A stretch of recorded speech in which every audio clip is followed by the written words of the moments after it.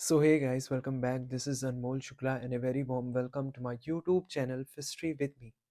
आ गए हैं हम इस पार्ट में जहाँ पर हम कहीं ना कहीं एक सीरीज स्टार्ट कर रहे हैं चारों यूनिट्स के most important questions, exam favourite questions, जो कि कहीं ना कहीं इन सारी यूनिट्स को कवर कर रहे हैं। ये ऐसे क्वेश्चंस हैं जिनको अगर आप करके जाते हो तो इन्हीं में से आपको कहीं ना कहीं एग्जाम्स में अपने क्वेश्चंस या कंसेप्ट जो है वो दिखने वाले हैं। और बहुत ही क्लैरिटी के साथ हर यूनिट और हर क्वेश्चन को कहीं ना कहीं हर एग्जाम फेवरेट क्वेश्चन को हम कवर करेंगे डिटेल में। ऐसा नहीं कि बस ऊपर ऊपर से, डिटेल में कवर करेंगे। बट आगे बढ़ने से पहले if you are new to the channel, subscribe and hit the bell icon to get the daily updates and notification. Also एक एग्जाम फेवरेट क्वेश्चन वीडियो थी फाइनेंशियल अकाउंटिंग की, प्लेलिस्ट जाके जरूर एक्सेस कर ले। और आप लोगों में से बहुत सारे लोग कंफ्यूज रहते हैं कि ये सीसीएस के लिए है या किसी और यूनिवर्सिटी के लिए। Of course this is for CCS university, आपके ही सिलेबस के लिए है ये। तो don't worry about that, thumbnail में चेक कर लिया करो, बड़ा बड़ा लिखा रहता है सीसीएसयू। ठीक है, यूनिवर्सिटी आपकी ही है, ठीक है, तो आपका ही सिलेबस है। तो बिना किसी देर के शुरू करते हैं। अगर आपको फाइनेंशियल अकाउंटिंग की हर सब्जेक्ट की तरह यहाँ पर भी अगर आपको कम समय में तैयारी करनी है, जैसे फॉर एग्जांपल 2 या 3 घंटे में आपको पूरी तैयारी करनी है, तो आपकी ईमेल एड्रेस पर फाइनेंशियल अकाउंटिंग का रिकॉर्डेड लेक्चर अलॉन्ग विद किस किस तरीके के न्यूमेरिकल्स पूछे जा सकते हैं डिटेल में विद एक्सप्लेनेशन। इसके अलावा मोस्ट प्रोबेबल क्वेश्चंस, उनके आंसर, रिकॉर्डिंग तो जाती ही है, तो कुछ confusing topics with their explanation और एग्जाम टिप्स, बहुत सारी चीजें वो आपके एक साथ कंपाइल्ड फॉर्म में आपकी ईमेल एड्रेस पर कुछ ही आवर्स में, कुछ ही घंटों में भेज दी जाती है। You just have to fill that particular form. So you can fill that particular form and you'll receive that material within few hours. और एग्जाम टाइम, एग्जाम के 1-2 दिन पहले अगर आप ले रहे हो और ये वीडियो देख रहे हो, तो उस समय आपको तुरंत 1 घंटे के अंदर वो मटेरियल मिल जाता है। अगर आप 3-4-5 दिन पहले देख रहे हो इस वीडियो को, ठीक है, क्योंकि I am recording this video on 8 जनवरी, 9 जनवरी या 10 जनवरी को देख रहे हो, तो 1 दिन लग सकते हैं आपको रिसीव करने में वो material. So let's start financial accounting exam favorite questions with their answers। का सबसे पहला क्वेश्चन यूनिट 1 का जो काफी पॉपुलर है और जो पूछा जाता है कि भाई अकाउंटिंग क्या होती है, डिफाइन करो अकाउंटिंग को and explain the need and objectives of accounting. तो ये जो क्वेश्चन है, it's a very basic question जो कि काफी पूछा जाता है और आपको क्लैरिटी होनी चाहिए इसके बारे में कि भाई अकाउंटिंग क्या है और नीड और ऑब्जेक्टिव्स क्या हैं अकाउंटिंग के। So before we even define accounting, let me ask you one simple question. Let suppose you are running a small shop, आपकी एक छोटी सी दुकान, एक छोटा सा कैफे, जिसका हम सबका सपना होता है कि एक छोटा सा कैफे हो जहां पर हम कॉफी बेचें। ठीक है, अच्छी सी कॉफी बना के बेचें, सैंडविचेस बेचें, अच्छी अच्छी चीजें बेचें। ठीक है, मुझे नहीं पता सबका सपना होता है कि नहीं, बट मेरा है कि एक छोटी सी शॉप हो, एक छोटा सा कैफे हो जिसमें कॉफीज और सैंडविचेस एंड ऑल मैं बेचूं और उसकी एक थीम हो। ठीक है, तो फ्यूचर में maybe I start it, but imagine you run a small shop. So every day you'll have some people जो कि गुड्स खरीदेंगे। You pay the electricity bill as well, you pay the rent as well, you receive cash as well, and you give credit to customers as well. So after 1 year if someone ask you कि भाई आपको profit हुआ या loss हुआ, या how much money do you have, अभी तक कितना आपने सेव कर लिया, या how much money you actually owe, कितना आपके पास उधार है, how much do you owe others. So if you don't have records, आप इन सभी क्वेश्चंस का आंसर कर पाओगे क्या? मेरे को आप बताओ, नहीं कर पाओगे। सो if you don't have records, you can not answer these questions honestly, and this is exactly why accounting exist. तो आई होप आपको क्लियर हो रहा होगा कि अकाउंटिंग क्या है। अकाउंटिंग वो प्रोसेस है in order to have that record कि कल को इन फ्यूचर अगर मुझे रिटर्न रिकॉर्ड चाहिए, अगर मुझे जानना है कि कितना प्रॉफिट है, किसके लिए, कितनी मेरे पास लायबिलिटी है, कितने मेरे पास एसेट्स हैं, ये सारी चीजें, कितना मैं प्रॉफिट में हूं या लॉस में हूं, मेरी फाइनेंशियल हालत क्या है, ठीक है, मेरी कंपनी की फाइनेंशियल हालत क्या है, ये सारी चीजें अगर हमें जाननी है तो अकाउंटिंग का होना बहुत जरूरी है। तो यहीं पर अकाउंटिंग आती है। It is the process of recording, classifying, summarising, analysing and interpreting financial transactions of a business in monetary terms. तो अकाउंटिंग वो प्रोसेस है जहां पर हम रिकॉर्ड करते हैं, हम क्लासिफाई करते हैं, समराइज करते हैं, एनालाइज करते हैं और इंटरप्रेट करते हैं जो भी बिजनेस में फाइनेंशियल ट्रांजैक्शंस होते हैं उनको, पैसों से रिलेटेड टर्म्स यानी कि मॉनेटरी टर्म्स में। ठीक है, सो यहां पर हम बेसिकली क्या कर रहे हैं, let's try to understand it very clearly. Not every activity is recorded here, you need to understand this. आखिरी में मैंने क्या बोला, मॉनेटरी टर्म्स में जो ट्रांजैक्शंस होते हैं सिर्फ उनको हम रिकॉर्ड करते हैं। So not every activity is recorded, only those activities जिनमें कहीं ना कहीं मनी इन्वॉल्व होगी, जिनको हम मनी के टर्म्स में मेजर कर सकते हैं। For example the salary paid, उसको हम रिकॉर्ड करेंगे। For example the honesty of employee, can we record the honesty of employee?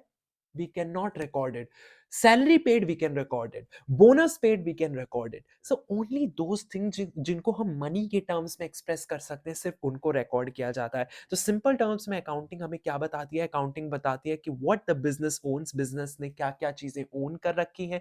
Three things accounting हमें बता देती है, तीन चीजें हमें बता देती है।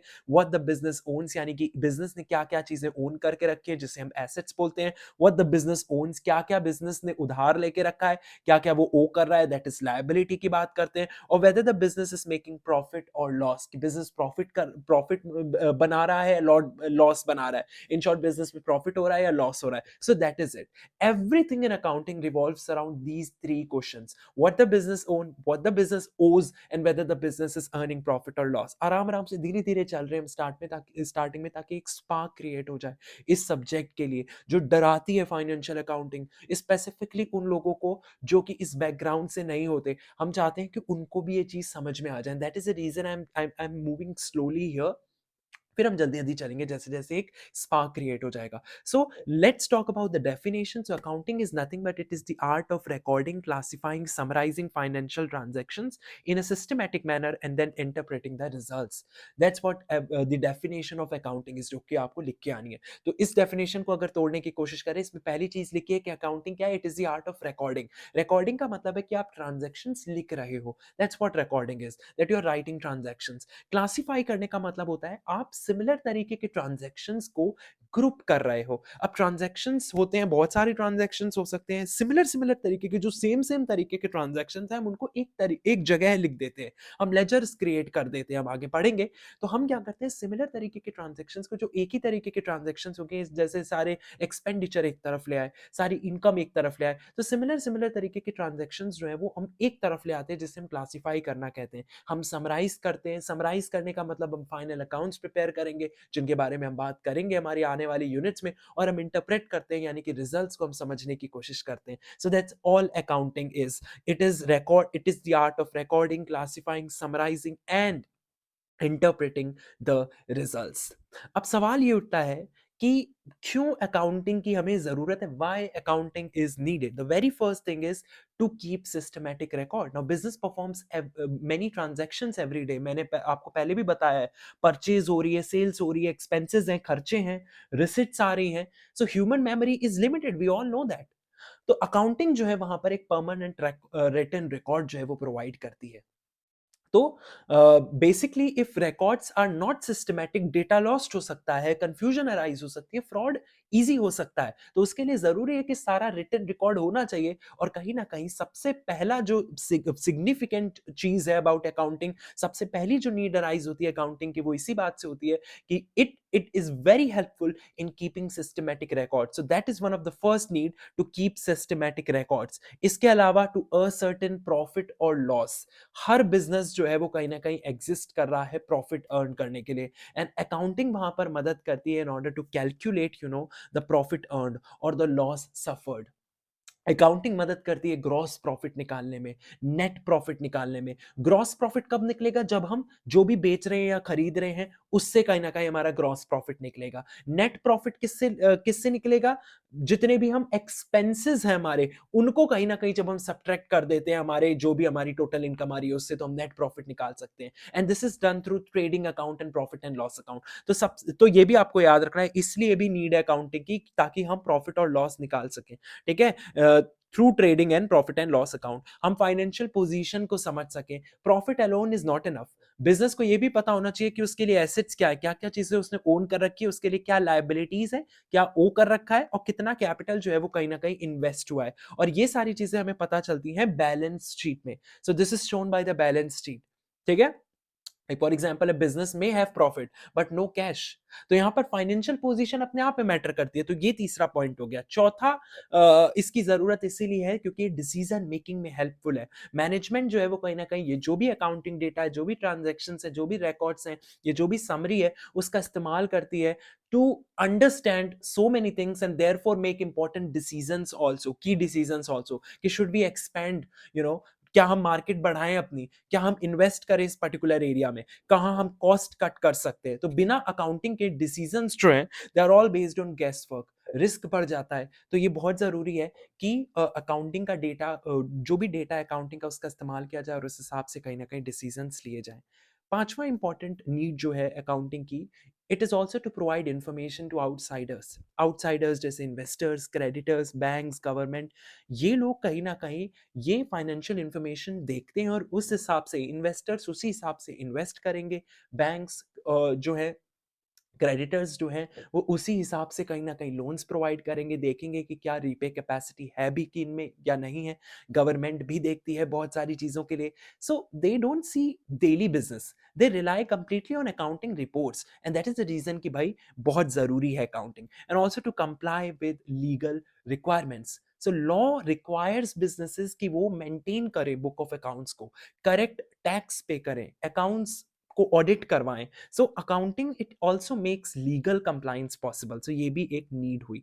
आगे हम चलते हैं, ऑब्जेक्टिव्स ऑफ अकाउंट की बात करते हैं ना। ऑब्जेक्टिव की जब हम बात करते हैं तो इट बेसिकली एक्सप्लेन्स कि what accounting aims to achieve, accounting क्या अचीव करना चाहती है और why accounting is prepared. So the very first thing is to record business transactions. सारे financial transactions को record किया जाता है correctly, chronologically, और सिर्फ मॉनेटरी ट्रांजैक्शंस रिकॉर्ड हुए किए जाते हैं। ये भी आपको याद रखना है। तो ये पहला ऑब्जेक्टिव है। दूसरा ऑब्जेक्टिव क्या है? प्रॉफिट और लॉस असर्टेन करना। ये नोट्स आपको मिल जाएंगे, don't worry about that. Just if you just give it a read also आपको क्लियर हो जाएंगी चीजें। इतने सिंपल भाषा में डिफरेंट सोर्सेज से कंपाइल करके आपके नोट्स, आपके लिए नोट्स बनाए जाते हैं। सो प्लीज़ कमेंट अगर आपको वीडियो अच्छी लग रही है और लाइक ज़रूर करें। आई एम श्योर आपको अच्छी लगेगी और क्लैरिटी के साथ चीज़ें समझ में आएगी। तो दूसरा जो है ऑब्जेक्टिव वो होता है प्रॉफिट और लॉस असर्टेन करना। प्रॉफिट और लॉस असर्टेन करना, ये अकाउंटिंग में सबसे बड़ी चीज़ है। हम कह सकते हैं हमें ये समझ में आ जाता है कि how efficiently business is running और whether income is more than expenses और not. So this shows the operational efficiency. तो दूसरा यही है आपका, ये ग्रॉस प्रॉफिट, ये नेट प्रॉफिट आपको बता देता है, ऑपरेशनल एफिशिएंसी दे देता है बिजनेस की, आपको फाइनेंशियल पोजीशन के बारे में बता देता है। ये बता देगा कि कंपनी की फाइनेंशियल स्ट्रेंथ क्या है, सॉल्वेंसी क्या है बिजनेस की, and this protects business from future risk. इसके अलावा प्रोवाइडिंग इंफॉर्मेशन टू यूजर्स। तो accounting information further owners use करते हैं, मैनेजमेंट यूज करता है, इन्वेस्टर्स यूज करते हैं, इवन क्रेडिटर्स यूज करते हैं, and each user it takes decisions based on this data. इसके अलावा अगर हम बात करें, it also helps in planning and control. तो जो भी पास्ट डेटा है वो बजट प्रिपरेशन, कॉस्ट कंट्रोल और परफॉर्मेंस कंपैरिजन में भी हेल्प करता है। तो हम कह सकते हैं बिना अकाउंटिंग के प्लानिंग जो है वो कहीं ना कहीं ब्लाइंड है। ठीक है। इसके अलावा फ्रॉड और एरर्स प्रिवेंट करने में भी ये हेल्पफुल है। तो regular accounting it reduces fraud, it misuse of funds also, and it detects errors also very early. So I hope आपको क्लियर है।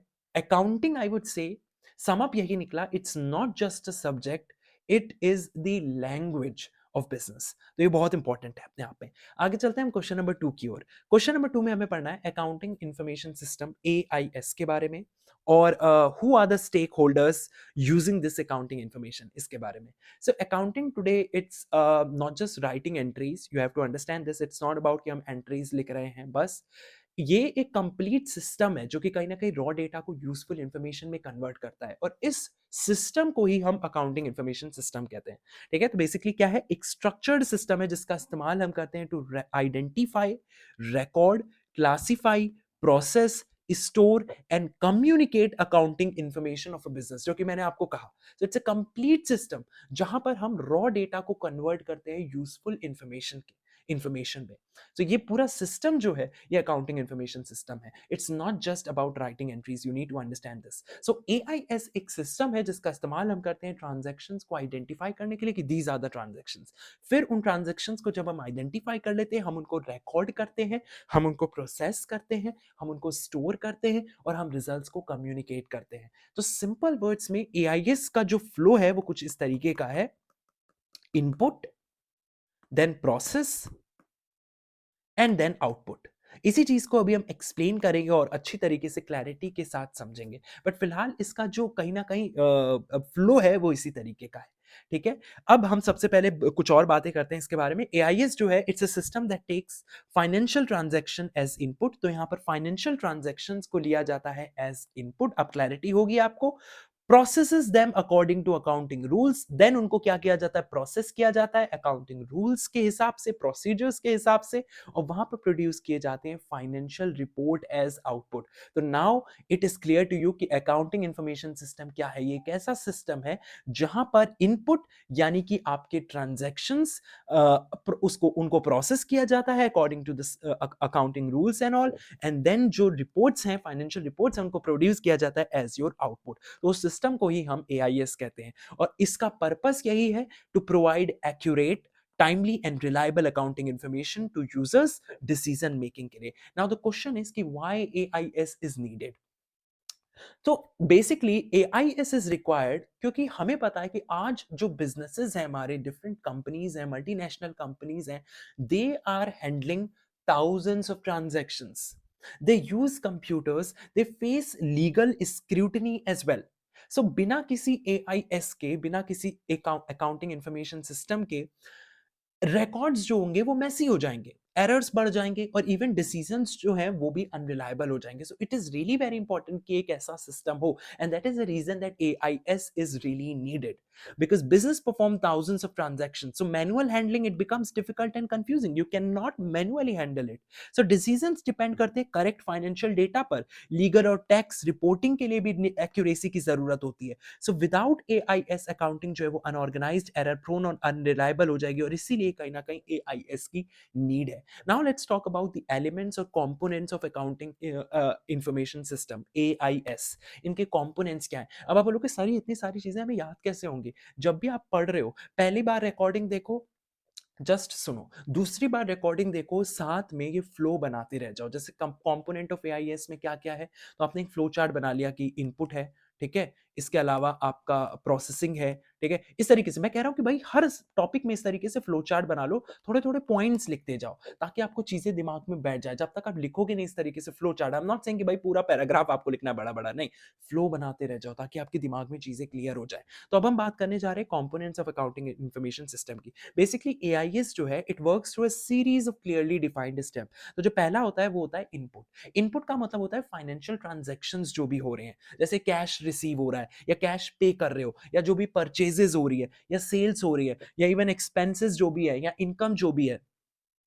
एंड तो बेसिकली इन ट्रांजैक्शंस को हम क्या करते हैं, रिकॉर्ड करते हैं। Transactions are supported by source document such as bills, invoices, receipts and vouchers. ठीक है, तो कोई डॉक्यूमेंट नहीं होगा तो कोई एंट्री भी नहीं होगी। तो only transactions that can be measured in monetary terms are basically recorded. तो पहले स्टेप में हम डेटा को कलेक्ट करते हैं। इनपुट का मतलब है फाइनेंशियल ट्रांजैक्शंस जो भी है हमारे बिजनेस के। तो हम क्या करते हैं, कहीं ना कहीं कलेक्ट करते हैं डेटा को, जो भी कैश रिसीव हो रहा है, कैश पे किया जा रहा है, परचेज, सेल, एक्सपेंसेस, इनकम, ये सारी चीजें हमारे जो भी सोर्स डॉक्यूमेंट से आ रही हैं, बिल्स, इनवॉइसेस, रिसीट्स, वाउचर्स से, उनको हम कहीं ना कहीं कलेक्ट करते हैं। फिर दूसरे स्टेप में हम उस डेटा को प्रोसेस करते हैं। तो पहला था क्या, इनपुट। इनपुट से फिर हम जाते थे प्रोसेसिंग में, और प्रोसेसिंग के बाद फिर हमारा क्या होता था, प्रोसेसिंग के बाद क्या होता था, हमारा आउटपुट आता था।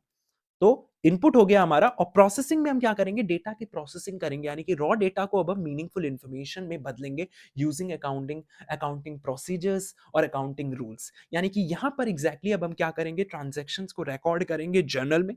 तो यहां पर हम जर्नल एंट्रीज जो है वो क्रिएट करेंगे, हम लेजर पोस्टिंग करेंगे, यानी कि सिमिलर तरीके के ट्रांजैक्शंस को, जो एक ही तरीके के ट्रांजैक्शंस होंगे उनको एक तरफ लिखेंगे, लेजर अकाउंट्स क्रिएट करेंगे, हम बैलेंसेस को समराइज करेंगे ट्रायल बैलेंस में, और हम कहीं ना कहीं एंट्रीज को एडजस्ट भी करेंगे एक्यूरेसी के लिए। So this step basically follows accounting concepts, accounting standards और डबल एंट्री सिस्टम, जो कि हम आगे पढ़ेंगे।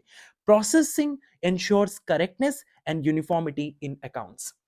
और तीसरा स्टेप है storage of data. Storage of data भी एक स्टेप है, ठीक है, जो आउटपुट से पहले आता है। यहां पर डेटा को स्टोर किया जाता है फ्यूचर रेफरेंस, ऑडिट या कंपैरिजन के लिए। एंड स्टोरेज मैनुअल भी हो सकती है और कंप्यूटराइज भी हो सकती है, बस इतना आपको याद रखना है। You just have to give it a read. मैंने ऊपर ऊपर से आपको सम अप दे दिया कि इसमें है क्या। इसके अलावा आउटपुट में क्या होता है, तो आउटपुट में बेसिकली जो भी आप रिजल्ट्स निकाल रहे हो, जो भी फाइनल रिजल्ट्स हैं आपके एआईएस के, that is trading account create कर रहे हो, आप पीएनएल अकाउंट क्रिएट कर रहे हो, profit and loss account, balance sheet बना रहे हो, कैश फ्लो स्टेटमेंट बना रहे हो, ये सारी चीजें आपके आउटपुट में आती हैं, यानी कि जो भी फाइनल रिजल्ट है हमारा अकाउंटिंग इंफॉर्मेशन सिस्टम का। और ये सारी रिपोर्ट्स जो है वो आपको प्रॉफिटेबिलिटी बताती हैं, आपको पोजीशन बताती है कि कंपनी की फाइनेंशियल हालत क्या है, लिक्विडिटी की हालत क्या है और बिजनेस की स्टेबिलिटी क्या है। And the fifth step is feedback. Feedback help करता है या इंप्रूव करता है सिस्टम को by correcting the mistakes and strengthening the controls as well. So it helps in improving the accounting procedures, in correcting the errors, or in strengthening the internal control, and it ensures continuous improvement of the system. Now let's talk about quickly the objectives of accounting information system. So these are the objectives of accounting information system. पहला, systematic accounting records maintain करना, जो कि very basic चीज है. दूसरा, accurate financial information provide करना, planning और control को support करना, decision making में help करना, legal compliance ensure करना, और errors और frauds को कहीं ना कहीं reduce करना. Now the second part of the question is we have to talk about stakeholders. Stakeholders जो होते हैं ये वो लोग होते हैं जो कि डिपेंड करते हैं उस अकाउंटिंग इंफॉर्मेशन पर. You need to understand this. Stakeholders are people, they are the persons or groups who use accounting information for their own interest or decision making. So we can say these are the people who depend on accounting information. Now based on that हम broadly इसको internal और external में divide करते हैं. Internal stake holders में आपके कौन कौन आते हैं? ओनर्स आते हैं, मैनेजमेंट आता है और एम्प्लॉयज आते हैं. Just to give you quick overview, owners जो होते हैं they want return on investment. They use accounting information basically to know कि प्रॉफिट और लॉस क्या है. ओनर्स को तो पता ही चलना चाहिए ना कि भाई प्रॉफिट और लॉस क्या है, उन्हीं की कंपनी है. वो रिटर्न ऑन कैपिटल को भी जज करेंगे, वो बिजनेस की ग्रोथ को भी समझेंगे. So accounting definitely helps owners evaluate their business objectives, और वो समझते हैं कि भाई उनके बिजनेस ऑब्जेक्टिव्स अचीव हो रहे हैं कि नहीं. मैनेजमेंट अकाउंटिंग इंफॉर्मेशन का इस्तेमाल करता है to control, to plan, to make key decisions, for evaluating the performance as well. Employees इस्तेमाल करते हैं इसका जॉब सिक्योरिटी के लिए, सैलरी पेमेंट के लिए, फाइनेंशियल स्टेबिलिटी ऑफ बिजनेस के लिए. So good accounting performance it increases the confidence of employees, और उनको लगता है कि हाँ वो सिक्योर हैं where they are working. External stakeholders में इन्वेस्टर्स आते हैं. इन्वेस्टर्स जो है they want profit and safety, so they use accounting information basically to check की profitability क्या है, risk है कि नहीं है, and decide करते हैं whether to invest or not. तो उनके इन्वेस्टमेंट डिसीजंस के लिए it is very important. Creditors और लेंडर्स ये देखते हैं कि क्या रीपेमेंट इंश्योरेंस है कि नहीं, क्या वो रीपे कर पाएंगे अगर लोन लेते हैं या नहीं. वो फाइनेंशियल साउंडनेस को चेक करते हैं, क्रेडिट लिमिट्स डिसाइड करते हैं, and they rely heavily on balance sheet strength. याद रखना है स्पेसिफिकली क्रेडिटर्स और लेंडर्स, ये बैलेंस शीट की स्ट्रेंथ देखना बहुत उनके लिए बहुत इंपॉर्टेंट है, क्योंकि बैलेंस शीट में सारी चीजें प्रॉपर्ली मेंशन होती है, क्या वो ओ करते हैं, क्या वो ओन करते हैं, दैट इज एसेट्स और लायबिलिटीज और सारी चीजें. गवर्नमेंट यूज करती है अकाउंटिंग इन्फॉर्मेशन का टैक्स कैलकुलेशन, लीगल कंप्लाइंस और इकोनॉमिक एनालिसिस के लिए. ठीक है, so businesses are legally required also to submit their financial report. Customers they are interested in business की continuity, they also are interested in ability to deliver goods and services, कि भाई जो business है वो गुड्स और services deliver कर पाएगा या नहीं.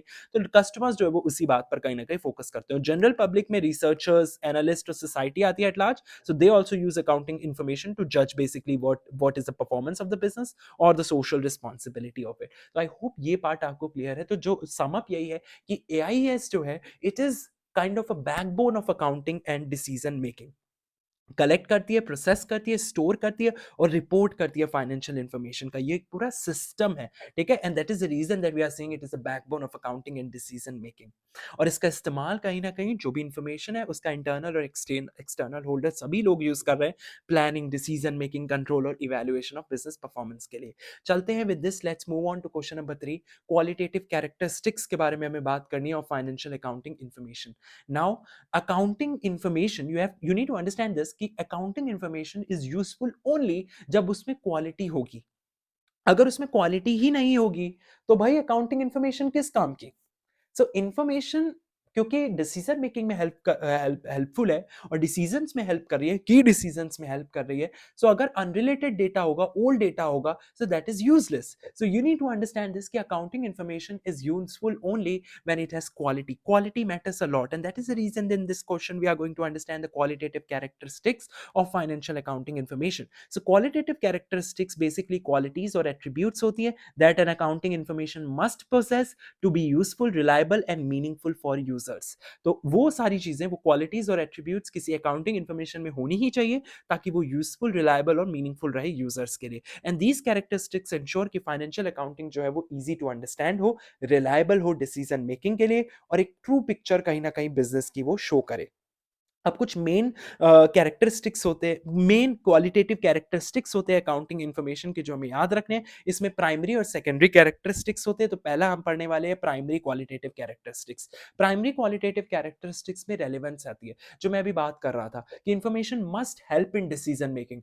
वो तभी रेलिवेंट होगी, वो इन्फॉर्मेशन तभी रेलिवेंट होगी अगर वो डिसीजन मेकिंग में हेल्प कर रही है। अगर वो डिसीजन मेकिंग में हेल्प ही नहीं कर रही तो वो इन्फॉर्मेशन रेलिवेंट नहीं है।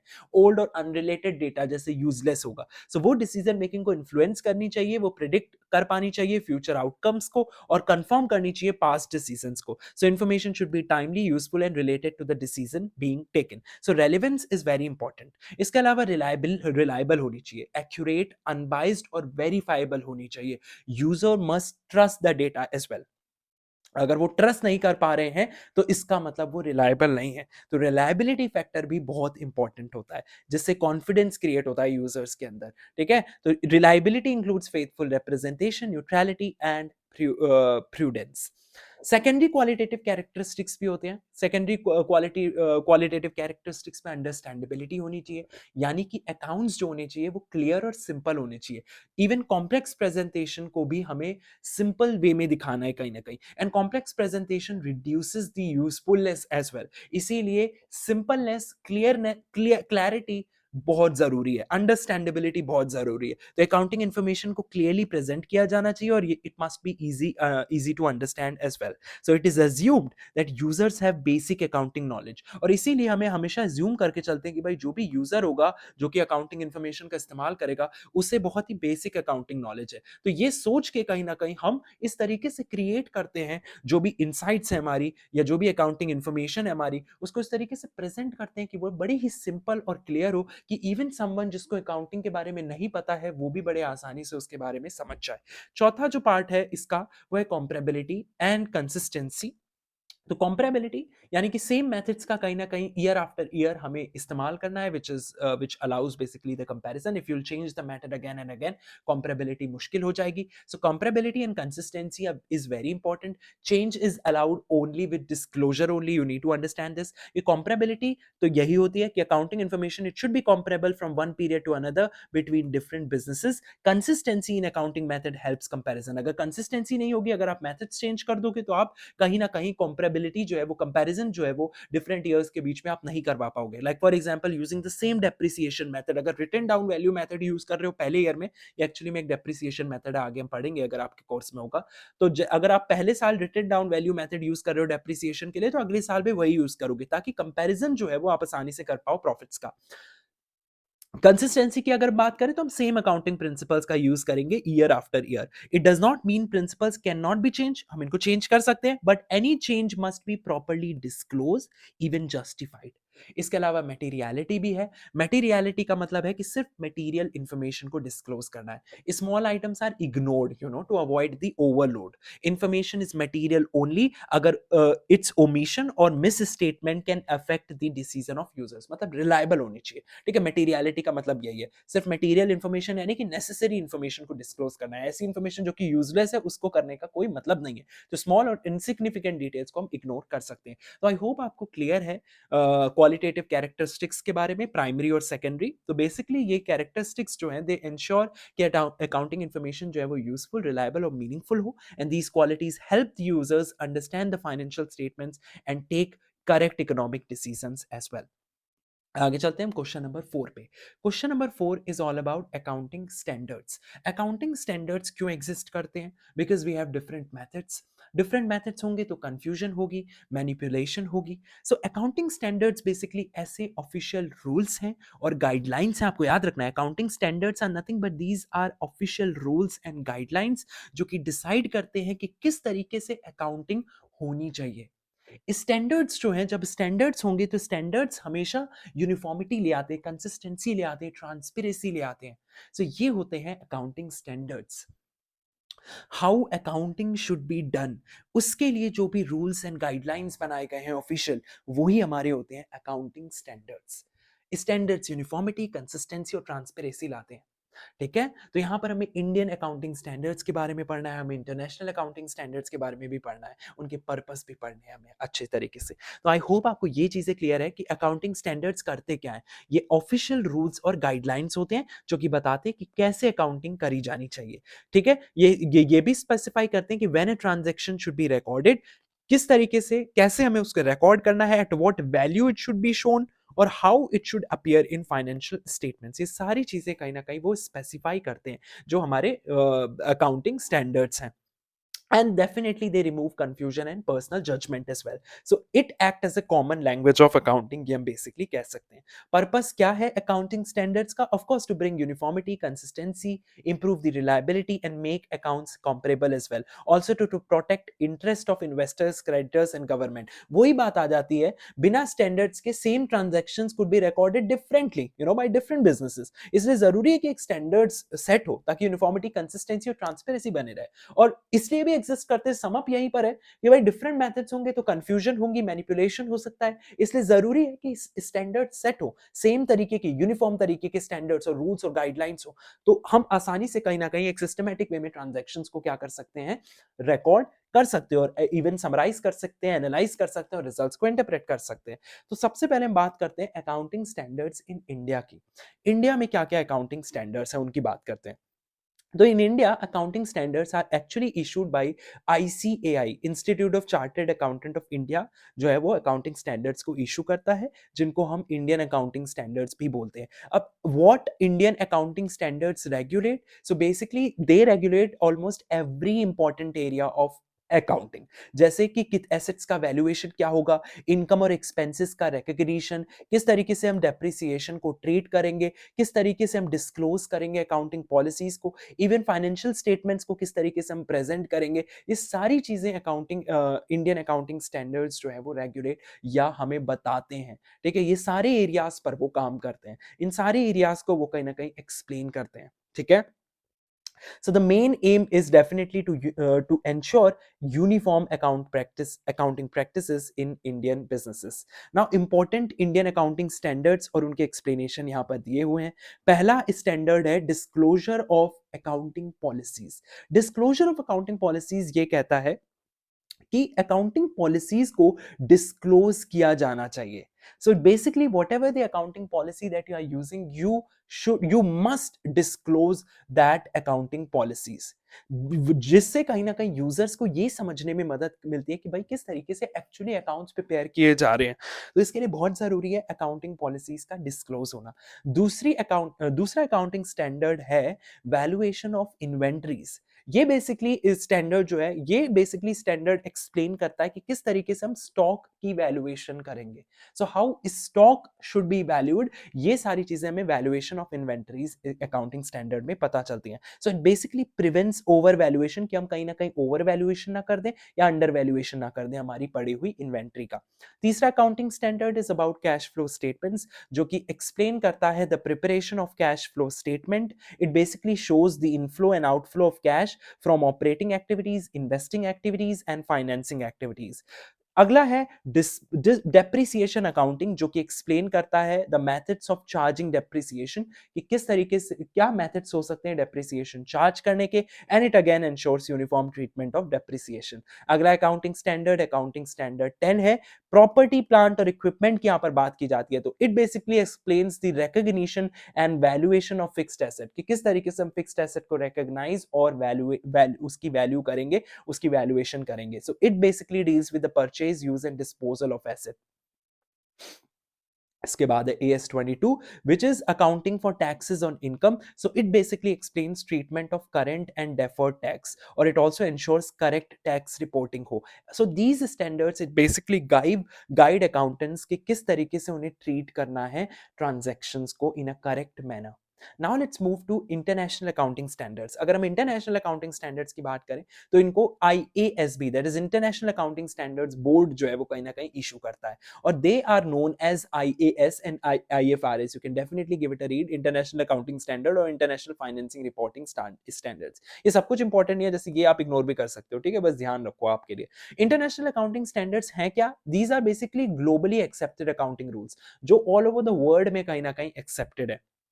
सो ये इंश्योर करते हैं कि यूनिफॉर्म रिपोर्टिंग हो अक्रॉस डिफरेंट कंट्रीज, कॉम्परेबिलिटी हो फाइनेंशियल स्टेटमेंट्स की वर्ल्ड वाइड हम कंपेयर कर पाए, और ट्रांसपेरेंसी हो कहीं ना कहीं फाइनेंशियल रिपोर्टिंग में, and they are followed by multinational companies and many countries as well.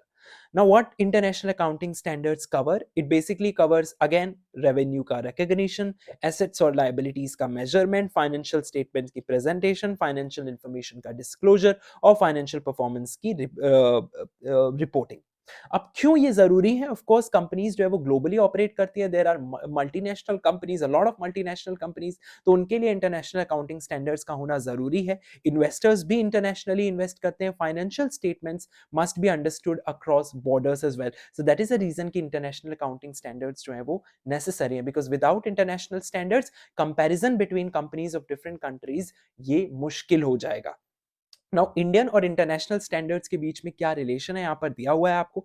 Indian accounting standards are design for Indian conditions of course, but international accounting standards जो है they are design for global use. India is gradually aligning its standard with international standards as well, ताकि वो global reporting requirements को meet कर पाए. ये चीजें आपको याद रखनी है. तो समअप यही है कि अकाउंटिंग स्टैंडर्ड्स जो है वो एक स्ट्रक्चर्ड फ्रेमवर्क दे देते हैं, गाइडलाइंस दे देते हैं, रूल्स दे देते हैं for accounting. Indian accounting standards ensure a consistency within country, while international accounting standards ensure uniformity and comparability at global level. Together, they improve reliability, transparency, and usefulness of financial statements. Simple सी चीज है. आगे चलते हैं, बात करते हैं different branches of accounting की और टाइप्स ऑफ बिजनेस ऑर्गेनाइजेशंस क्या होते हैं. So basically we have to first understand कि कितनी ब्रांचेस होती हैं अकाउंटिंग की. तो अकाउंटिंग को डिवाइड किया गया है into different branches and on the basis of nature and purpose of work हमने इसको डिवाइड किया है, और each branch it serves a specific need as well. जैसे एक होती है फाइनेंशियल अकाउंटिंग जो हम यहाँ पर पढ़ रहे हैं. फाइनेंशियल अकाउंटिंग डील करती है फाइनेंशियल ट्रांजेक्शन से, ऑफ कोर्स जहाँ पर हम बिजनेस ट्रांजेक्शन को रिकॉर्ड करते हैं, हम फाइनल अकाउंट्स प्रिपेयर करते हैं, इवन हम प्रॉफिट और लॉस भी दिखाते हैं, फाइनेंशियल पोजीशन भी दिखाते हैं.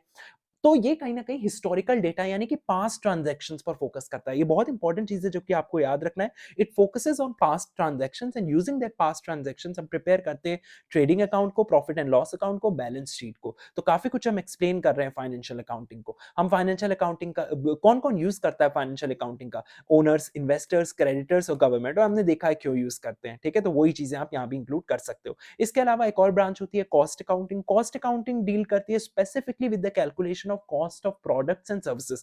Whatever the product and services you are dealing with as a business, उनकी कॉस्ट को किस तरीके से कैलकुलेट करते हैं, वहां पर हम कॉस्ट अकाउंटिंग की बात करते हैं. इसमें हम कॉस्ट कंट्रोल और कॉस्ट रिडक्शन की बात करते हैं, और ये सारी चीजें मदद करती है मैनेजमेंट को टू टू बेसिकली फिक्स कि क्या सेलिंग प्राइस होना चाहिए प्रोडक्ट का, किस प्राइस पे हम उस प्रोडक्ट को बेचें. ऑल्सो टू कंट्रोल एक्सपेंसेस कि किस तरीके से हम अपने खर्चे कंट्रोल करें, and also to improve efficiency as well, जैसे cost of raw material, labour cost and factory expenses. इसके अलावा मैनेजमेंट कॉस्टिंग होती है. मैनेजमेंट अकाउंटिंग जो है वो कहीं ना कहीं प्रोवाइड कर रहा है इंफॉर्मेशन मैनेजमेंट को और इवन इंटरनल डिसीजन मेकर्स को, जो कि हेल्प करता है प्लानिंग, कंट्रोलिंग और डिसीजन मेकिंग में. तो एक ब्रॉडर कंसेप्ट है मैनेजमेंट अकाउंटिंग, क्योंकि यहाँ पर बेसिकली इंफॉर्मेशन मैनेजमेंट को प्रोवाइड की जा रही है, इंटरनल डिसीजन मेकर्स को प्रोवाइड की जा रही है. ठीक है, so it's a much broader concept. इसमें budgets, reports, analysis, financial data, कई सारी चीजें आती हैं, और ये फ्यूचर ओरिएंटेड होती है. ठीक है, क्योंकि मैनेजमेंट अकाउंटिंग है. ठीक है.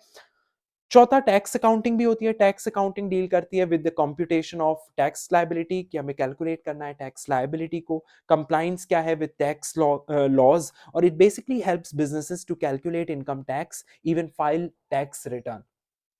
इसके बाद सोशल अकाउंटिंग भी होती है। एक सोशल अकाउंटिंग लिखना ज़रूरी नहीं है, ठीक है? नहीं भी लिखोगे तो चलेगा, 4 भी लिखोगे तो चलेगा। Social accounting by the way मैं आपको बता दूँ, it deals with social responsibility of business. Impact क्या है बिज़नेस का सोसाइटी पे? तो ये बात करती है बेसिकली भाई बिज़नेस का सोसाइटी में क्या इम्पैक्ट होता है या बिज़नेस की क्या सोशल रिस्पॉन्सिबिलिटीज़ होती हैं। One of the social responsibility है कि वो किसी भी तरीके से अनएथिकल चीज़ें ना करे, डिसऑनेस्ट काम ना करे, ठीक है? It also includes environmental cost, the welfare activities, तो ये सारी चीजें आती हैं। सेकंड पार्ट क्वेश्चन का था जहां पर हमें different types of organisation, business organisation की बात करनी होती है। बिजनेस ऑर्गेनाइजेशन को बेसिकली क्लासिफाई किया on the basis of ownership, control and liability. पहला होती है सोल प्रोप्राइटरशिप। आप सभी को पता है, पढ़ के आए हो, कहीं ना कहीं आपने पढ़ा जरूर होगा। सोल प्रोप्राइटरशिप का मतलब है, अगर नहीं पढ़ा तो मैं एक्सप्लेन करता हूँ, डोंट वरी। अगर कोई business if it is owned and controlled by one person, then it is a sole proprietorship, remember this। तो easy to form होता है, owners they bear all the risk and unlimited liability होती है, जैसे small shop हो गई, retail store हो गया। इसके अलावा पार्टनरशिप फर्म, जहां पर 2 या 2 से ज्यादा लोग कहीं ना कहीं बिजनेस को ओन कर रहे होते हैं, यहाँ पर शेयर्ड ओनरशिप होती है। प्रॉफिट और लॉस जो भी हो रहा होगा, you have to share it. And unlimited liability होती है generally, and it is govern by partnership agreement. Joint stock company होती है, दीज आर द कंपनी जो कि शेयर होल्डर्स ओन करते हैं। तो it's a separate legal entity, limited liability होती है और लार्ज कैपिटल होता है कहीं ना कहीं, जैसे प्राइवेट कंपनी, पब्लिक कंपनी, ये सारी आपकी जॉइंट स्टॉक कंपनी में आती हैं। इसके अलावा कोऑपरेटिव सोसाइटी होती है, which is form to protect mutual interest of the members जो कि उसको ज्वाइन करते हैं सोसाइटी को। इसका पर्पस यही होता है या फीचर्स ये होते हैं, सर्विस मोटिव होता है, डेमोक्रेटिक मैनेजमेंट होता है और लिमिटेड लायबिलिटी होती है कहीं ना कहीं। तो कोऑपरेटिव बैंक्स, हाउसिंग सोसाइटीज, ये सारी कोऑपरेटिव सोसाइटीज में आती हैं। तो आई होप आपको ये क्लियर है। And with this let's move on to the next question, which is question number 6। यहाँ पर हमें अकाउंटिंग कंसेप्ट्स और अकाउंटिंग कन्वेंशंस को डिटेल में पढ़ना है। Now when we talk about, the very first thing is कि आपको क्लियर होना चाहिए कि भाई कन्वेंशंस क्या होते हैं एंड दूसरा कंसेप्ट्स क्या होते हैं। ये दोनों चीजें अगर आपको क्लियर नहीं है, आप कंफ्यूज रहोगे। कंसेप्ट्स जो होते हैं हमारे, वो एजम्पशंस होते हैं जो हम एज्यूम करके चलते हैं। तो whatever the assumptions are, ठीक है, वो आपके कंसेप्ट्स में आते हैं। कन्वेंशंस जो होते हैं, जो हम एक्चुअली में फॉलो कर रहे हैं, जो भी आपकी प्रैक्टिसेस है, वो आपके कन्वेंशंस होते हैं, ठीक है। So I hope this is clear to you. Concepts यानी कि एजम्पशंस जो हम एज्यूम कर रहे हैं, कन्वेंशंस यानी कि प्रैक्टिसेस।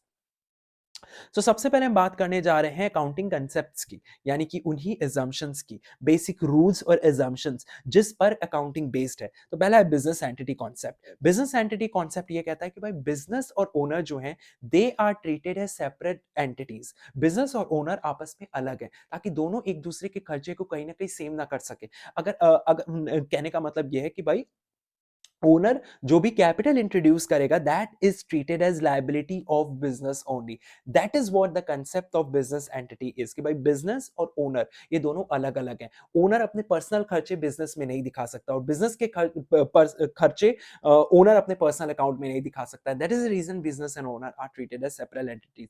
ये पहला रूल है, ये पहला assumption है जो कि हम assume करके चलते हैं, ठीक है। दूसरा मनी मेजरमेंट कंसेप्ट है। मनी मेजरमेंट कॉन्सेप्ट ये कहता है कि only transactions that can be measured in money, जो कि सिंपल सी चीज हमें पता है, जो मनी के टर्म में है, उन्हीं को हम कहीं ना कहीं रिकॉर्ड करते हैं, ठीक है। एम्प्लॉय इफिशियंसी को हम रिकॉर्ड नहीं करेंगे, बट सैलरी पेड को हम रिकॉर्ड करेंगे। तो मनी मेजरमेंट कंसेप्ट यही है। इसके अलावा गोइंग कंसर्न कंसेप्ट है। गोइंग कंसर्न कंसेप्ट ये कहता है कि भाई बिजनेस जो है, इट इज गोइंग, ये कंटिन्यूअसली चलता रहेगा for a long period of time, और एसेट्स को हम वैल्यू करेंगे on use basis, not it's resale value. हम यूज के बेसिस पे कहीं ना कहीं एसेट को वैल्यू करते हैं। डेप्रिसिएशन वाला कंसेप्ट आता है। कॉस्ट कंसेप्ट ये कहता है कि भाई एसेट्स को हम ओरिजिनल कॉस्ट पे रिकॉर्ड करते हैं, मार्केट वैल्यू पर नहीं। वो very important, remember this. Asset को हमेशा ओरिजिनल कॉस्ट पे रिकॉर्ड किया जाएगा, उसकी करंट मार्केट वैल्यू क्या है उस पर नहीं, ठीक है। जैसे लैंड अगर हमने 5 लाख पे परचेज किया है, so it is recorded at 5 lakh only. Dual aspect concept ये कहता है कि भाई हर ट्रांजैक्शन का इफेक्ट कहीं ना कहीं दो साइड पड़ता है, एक होता है डेबिट, एक होता है credit. So every transaction has to aspect, आपको याद रखना है, डेबिट एंड क्रेडिट। सो ये डबल एंट्री सिस्टम होता है, ठीक है। इसके अलावा एक्रूअल कंसेप्ट होता है, इनकम और एक्सपेंसेस जो है इनको रिकॉर्ड किया जाना चाहिए जब दे आर अर्नड और incurred, not when cash is received और पेड। तो ये आपको इनकम और एक्सपेंसेस के बारे में याद रखना है, which is a concept of accrual. Accrual concept यही कहता है कि जब भी हम इनकम और एक्सपेंस रिकॉर्ड कर रहे हैं, इसका मतलब जब वो अर्न हुए हैं या इनकर हुए हैं, तभी हम उनको रिकॉर्ड कर रहे हैं, ना कि जब वो रिसीव या पे हुए हैं। जैसे ही वो इनकर हो गए, अर्न हो गए, हम उनको रिकॉर्ड कर लेंगे, चाहे वो इनकम हो या एक्सपेंसेस हो। जब कैश रिसीव हुआ, नहीं हुआ या पे किया गया, तब हमें रिकॉर्ड करना है, ऐसा नहीं है। जब वो अर्न हुए या इनकर हो गए, इमीडिएटली विल रिकॉर्ड देम। आगे हम चलते हैं अकाउंटिंग कन्वेंशंस, यानी कि हम प्रैक्टिसेस की बातें करते हैं, प्रैक्टिसेस की बात करते हैं, यानी कि कस्टम्स और प्रैक्टिसेस हैं जो कि फॉलो हो रही हैं ओवर टाइम अकाउंटिंग में। सबसे पहला कन्वेंशन है कन्वेंशन ऑफ कंसिस्टेंसी, यानी कि सेम अकाउंटिंग मेथड्स का इस्तेमाल किया जाना चाहिए हर साल, ताकि हम कंपैरिजन करवा सके फाइनेंशियल स्टेटमेंट्स का। Convention of conservatism, convention of conservatism ये कहता है कि भाई हमें एंटिसिपेट करने हैं losses, but we do not anticipate profit. अगर हमें लग रहा है कि प्रॉफिट हो सकता है अगले साल, तो हम प्रॉफिट को रिकॉर्ड नहीं करेंगे, बट अगर हमें लॉस लग रहा है तो लॉस को हम रिकॉर्ड करेंगे। ठीक है, for example provision for doubtful debt is created, but अगर प्रॉफिट हो रहा होगा कुछ तो वो हम रिकॉर्ड नहीं करेंगे। सो ये कहता है कन्वेंशन ऑफ कॉन्जर्वेटिज्म। इसके अलावा कन्वेंशन ऑफ मटेरियलिटी, जो कि कहता है कि सिर्फ इंपॉर्टेंट इंफॉर्मेशन डिस्क्लोज की जानी चाहिए, स्मॉल एक्सपेंसेस को हम इग्नोर कर सकते हैं, फुल डिस्क्लोजर होना चाहिए। तो ये होता है कन्वेंशन ऑफ फुल डिस्क्लोजर, यानी कि सभी मटेरियल इंफॉर्मेशन को, जितनी भी मटेरियल इंफॉर्मेशन है A to Z, उसको डिस्क्लोज किया जाना चाहिए अकाउंट्स में, ताकि ट्रांसपेरेंसी और ऑनेस्टी हो। Now what are the difference between concepts and conventions, हमने ऑलरेडी देख लिया। कांसेप्ट्स जो है वो बेसिक अजम्पशंस होती है, कन्वेंशंस जो है वो प्रैक्टिकल गाइडलाइंस होती हैं। कांसेप्ट्स कंपलसरी होते हैं, कन्वेंशंस फ्लेक्सिबल भी होते हैं, because these are practices only. So I hope आपको अकाउंटिंग कंसेप्ट्स क्या है और अकाउंटिंग कन्वेंशंस क्या है वो क्लियर है। अकाउंटिंग कंसेप्ट्स जो है they form the foundation of accounting, जबकि अकाउंटिंग कन्वेंशंस जो है वो गाइड करते हैं अकाउंटेंट्स को in preparing the fair and consistent financial statements.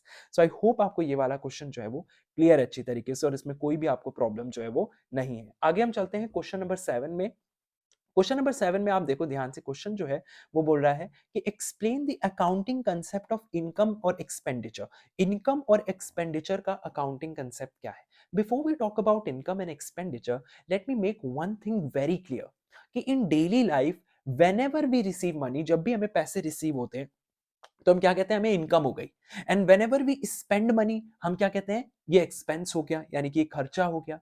But in accounting, income and expenditure, they are not just decided by ये कैश की movement, जो हम बोल रहे हैं कि भाई पैसे आए तो इनकम, पैसे गए तो एक्सपेंस हो गया हमारा। They are not just decided by cash movement in accounting, they are also decided by when the benefit is earned और कंज्यूम, कि भाई एग्जैक्टली कब बेनिफिट हमें अर्न हुआ है या कंज्यूम हुआ है। और ये डिफरेंस समझना बहुत इंपॉर्टेंट है, क्योंकि प्रॉफिट जो है वो कहीं ना कहीं इसी चीज पर डिपेंड करता है।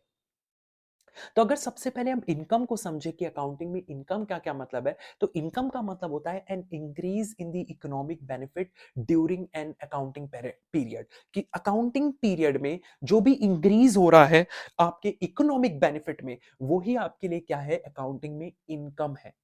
अब आप बोलोगे सर ये अकाउंट इकोनॉमिक बेनिफिट क्या है? इकोनॉमिक बेनिफिट का मतलब है कि भाई मे बी आपके एसेट्स में इंक्रीज हो गया, या मे बी आपकी लायबिलिटीज कम हो गई जो आपने ओ कर रखा था, या मे बी आपका कैपिटल बढ़ गया। तो यही आपके लिए क्या होता है, इकोनॉमिक बेनिफिट होता है।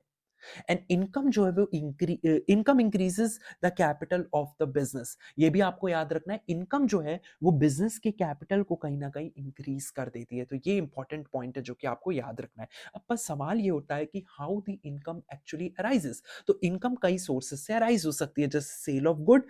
पहला, सेल ऑफ गुड, जब आपने गुड्स बेचे, so whenever a trader sells goods, income is generated. दूसरा, आप सर्विसेज रेंडर कर रहे हो, आप सर्विसेज प्रोवाइड कर रहे हो। और तीसरा, आप बिजनेस एसेट्स का इस्तेमाल कर रहे हो, यूज हो रहा है बिजनेस एसेट्स का by others, like for example interest on whatever the money which is lent, rent on building. तो यहां से आप इनकम अर्न कर रहे हो। And income is earned when the right to receive arises, not when cash is received. जैसे ही right to receive arise हो रहा है कि भाई हमें ये पैसा मिलने वाला है, कैश अभी तक रिसीव नहीं हुआ but right to receive arise हो गया, उसी समय इनकम अर्न हो जाती है। ये आपको याद रखना है, ये सिंपल सा कंसेप्ट आपको याद रखना है इसके बारे में। Now let's talk about the type of income. आगे बढ़ने से पहले मैं एक और चीज आपको बता दूं, चैनल में नए हैं तो चैनल को सब्सक्राइब कर लेंगे तो पुरानी बात है। इसके अलावा आप मुझे फॉलो कर सकते हैं इंस्टाग्राम पे, जहां पर ऑलरेडी 6000 से ज्यादा मेरे फॉलोअर्स हैं। I started a new account there, feisty with me से ही। और वहाँ पे मैं गज़ल, सॉन्ग, म्यूज़िक और रैंडम थॉट्स जो भी मेरी होती है वो डिस्कस करता हूँ, और उसपे बहुत ज़्यादा प्यार मिल रहा है मेरे को, and I am damn sure you will love it. तो आप जाके वहाँ पर मुझे फॉलो कर सकते हैं। अच्छा, अभी मैं ये भी बताने वाला हूँ आपको कि अगर आपको financial accounting, again I am saying, अगर आपको कम समय में कंप्लीट करना है, सारा आपको मटेरियल चाहिए एक ही जगह, so you can definitely opt for that particular thing. You can fill the form, comment box में आपको मिल जाएगा। आगे चलते हैं, बात करते हैं टाइप्स ऑफ इनकम की। सबसे पहली इनकम जो आपको पढ़नी है वो है revenue income. Revenue income is income earned from normal and regular business activities. तो जो भी आपकी नॉर्मल बिजनेस एक्टिविटीज हैं, जो भी आपकी रेगुलर कोर्स में बिजनेस एक्टिविटीज हैं, ठीक है, उनसे जो भी आपको इनकम होती है वो होती है रेवेन्यू इनकम। जैसे सेल्स रेवेन्यू, कमीशन रिसीव हो रहा है, इंटरेस्ट रिसीव हो रहा है, तो ये सारा रेवेन्यू इनकम में आता है। और रेवेन्यू इनकम को हम क्रेडिट करते हैं प्रॉफिट एंड लॉस अकाउंट में। इंपॉर्टेंट चीज है, याद रखना है आपको, इसको क्रेडिट किया जाता है प्रॉफिट एंड लॉस अकाउंट में, because it shows business performance and that is the reason इसको प्रॉफिट एंड लॉस अकाउंट में शो किया जाता है। इसके बाद आती है कैपिटल इनकम। ये सारी चीजें आपको याद होनी चाहिए, ठीक है। प्रॉफिट एंड लॉस अकाउंट में कौन जा रहा है, कौन कौन किस चीज में जा रहा है, किस अकाउंट में जा रहा है, ये सारी चीजें इंपॉर्टेंट है। अगली है capital income. Capital income is income which is received from basically non recurring activities, और जो भी नॉन रूटीन एक्टिविटीज होती है।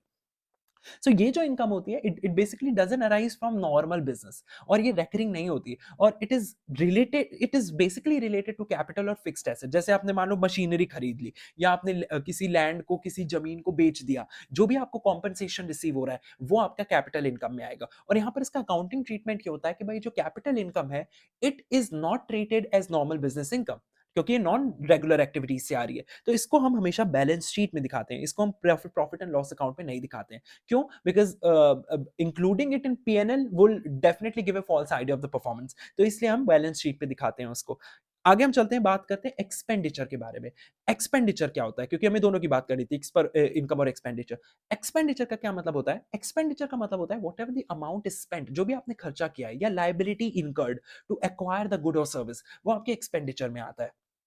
तो इससे बेसिकली क्या आता है, आपका कैश जो होता है वो कम हो जाता है। Basically what is the result of expenditure, कि आपका कैश जो है वो कहीं ना कहीं कम हो जाएगा, और लायबिलिटी क्रिएट होगी। इंपॉर्टेंट पॉइंट ये है कि expenditure it does not always mean कि आपने कैश इमीडिएटली पे किया है, तो ये आपको याद रखना है। Now let's come back to the types of expenditure. सबसे पहला है revenue expenditure. Revenue expenditure is basically expenditure which is incurred for, यानी कि आप खर्चा कर रहे हो day to day business operations के लिए, आप खर्चा कर रहे हो एग्जिस्टिंग अर्निंग कैपेसिटी को मेंटेन करने के लिए। This expenditure basically it gives benefit for one accounting year. ये रेगुलर होता है नेचर में, and it is also necessary to run the business as well. It can be wage, it can be rent, it can be electricity expense, it can be salary. तो मतलब जो basic आपके business में जो भी आप expenses कर रहे हो वो रेवेन्यू एक्सपेंडिचर में आता है। इसका अकाउंटिंग ट्रीटमेंट क्या होगा, इसको भी आप डेबिट करते हो प्रॉफिट एंड लॉस अकाउंट में। So it is debited to profit and loss, because ये प्रॉफिट को क्या कर रहा है, रिड्यूस कर रहा है, इसलिए हम इसको डेबिट करते हैं प्रॉफिट एंड लॉस अकाउंट में। आगे हम चलते हैं, बात करते हैं कैपिटल एक्सपेंडिचर की। Capital expenditure is incurred to acquire fixed asset. तो जब भी आप फिक्स्ड एसेट को एक्वायर करते हो, या अपनी अर्निंग कैपेसिटी, बिजनेस की जो भी अर्निंग कैपेसिटी है उसको बढ़ाते हो, तो हम कैपिटल एक्सपेंडिचर की बात करते हैं।